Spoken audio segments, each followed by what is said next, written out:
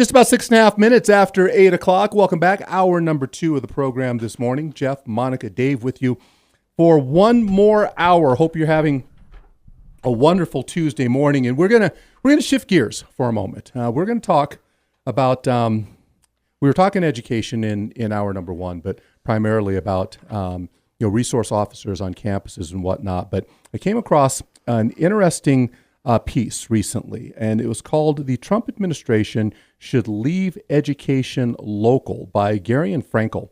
And we are privileged to be joined this morning by Garion. And Garion, thank you so much for spending some time with us this morning. How are you?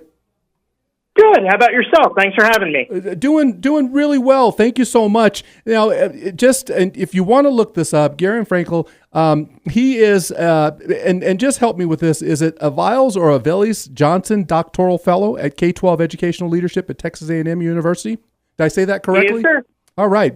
Yes. Also, Young Voices, and his work has appeared in outlets like Newsweek, USA Today, and the Houston Chronicle. So I want to just jump into this, Garion, federal versus local. So in your article, the Trump administration should leave education local.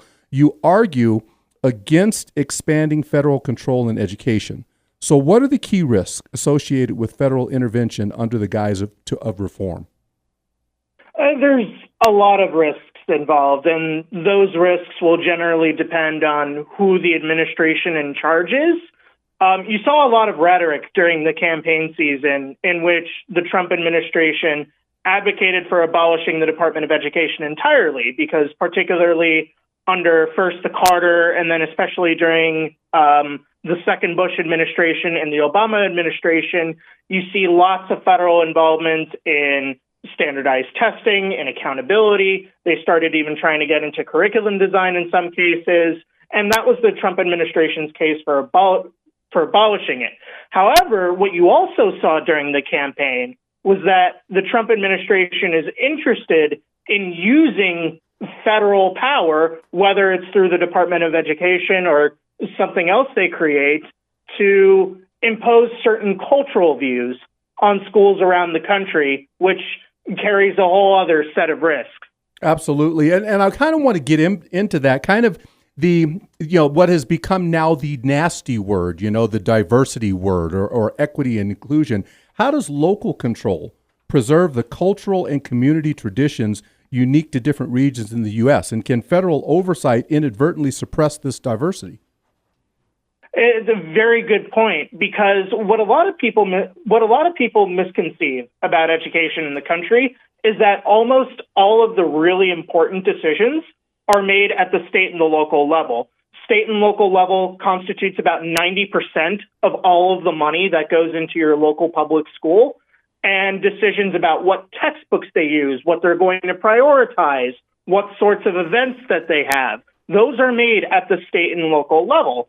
And that means that Flagstaff, Arizona, or the state of Arizona more broadly, can do something very different than my home state of Texas if it makes more sense for one community to emphasize one thing or another. But if the federal government comes in and says, no, you can't teach that, or yeah, you have to teach this, well, then it's running roughshod over hundreds and hundreds of years of local communities being able to make educational decisions for themselves. And I'm not sure that's a can of worms that we should really want to open.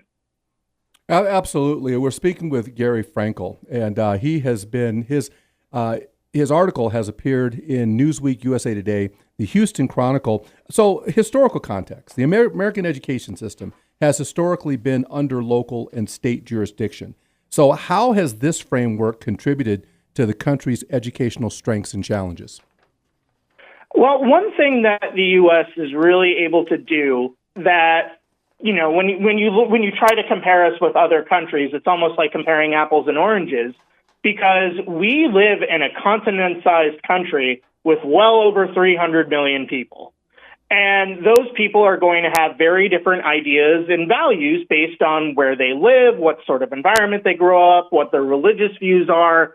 So it's impossible for some kind of centralized federal system to be able to handle everybody's needs.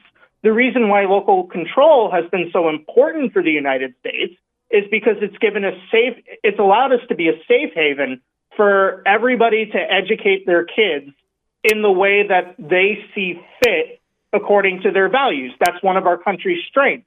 That's one of the reasons why we've been able to innovate so much and be so entrepreneurial.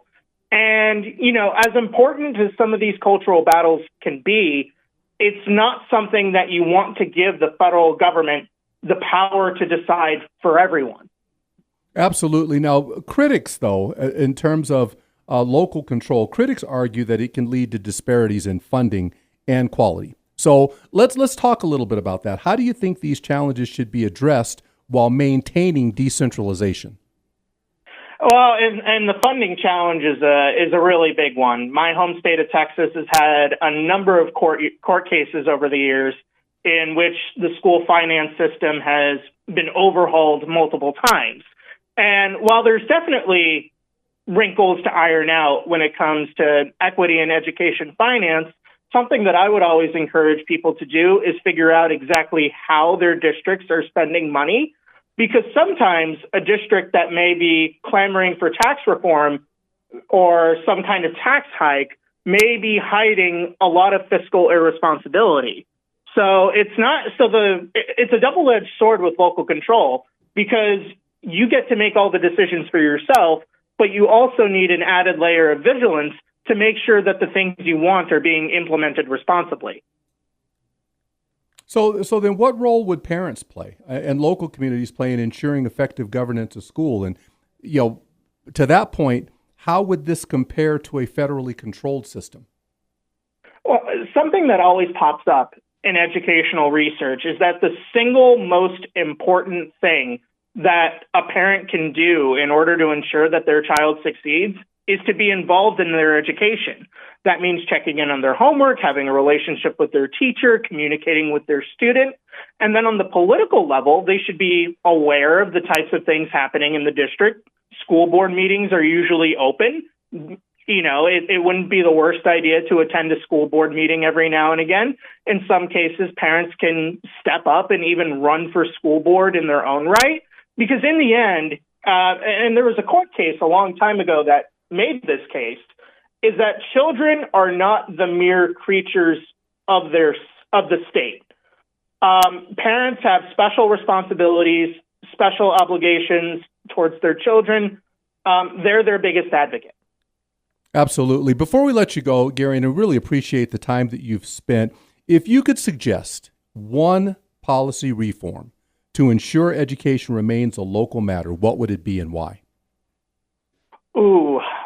So the basis for local control in education in the United States is what's called the Northwest Ordinance, which was instituted before the Constitution was even ratified in order to get some semblance of organization over all the territories that are now the Midwest that we won in the American Revolution.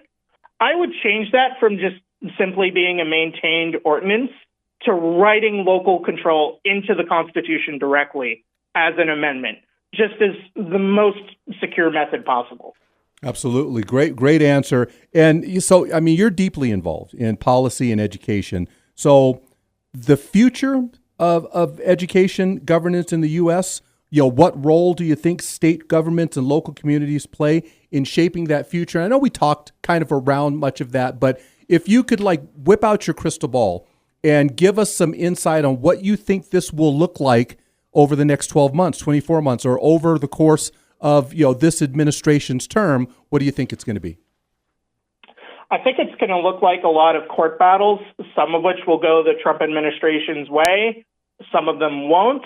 But in the end, I think if I had to make a prediction that 4 years from now, it'll look a lot like it does now.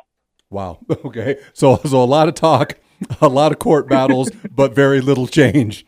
All right, Garion, listen, really appreciate your time this morning. Hey, stay close. We're going to reach out to you again in the future as this begins to unfold and as we see other issues here in the state of Arizona. I'm going to certainly reach out to you again. Thank you so much, my friend. Appreciate it. Absolutely. Thanks for having me on. You bet. All right, if you want to weigh in on this, 928-773-1346 is the number to call. You can email us, jkshow@kaff.com. Your thoughts, you two.